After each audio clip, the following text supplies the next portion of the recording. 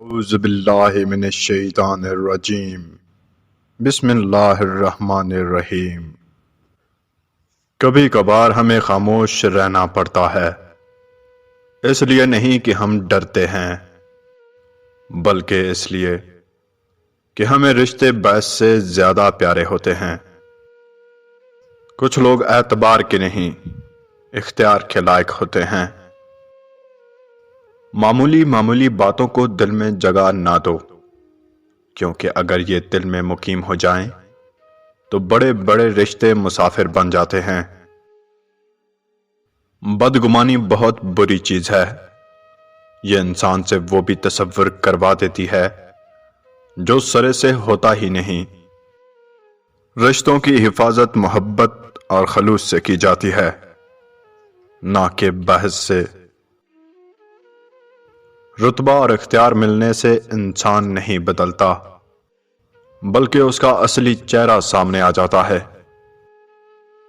ہم مالک کے کرشموں کو کبھی سمجھ ہی نہیں سکتے، بہت آزماتا ہے، آخری حد تک لے جاتا ہے، اور پھر ایک دم کچھ ایسا کر دیتا ہے کہ تمام زخم ایک ساتھ بھر جاتے ہیں، یاد ہی نہیں رہتا کہ تکلیف کیا تھی۔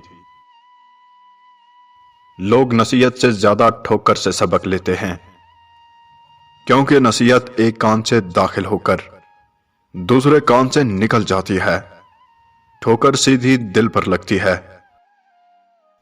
انسان کو بس ایک ہی بار آزمانا چاہیے، پھر جو اس کا رنگ ہوتا ہے بس وہی اس کا رنگ ہوتا ہے، اس کے بعد وہ آپ کو نہیں، آپ خود کو دھوکا دیتے ہیں۔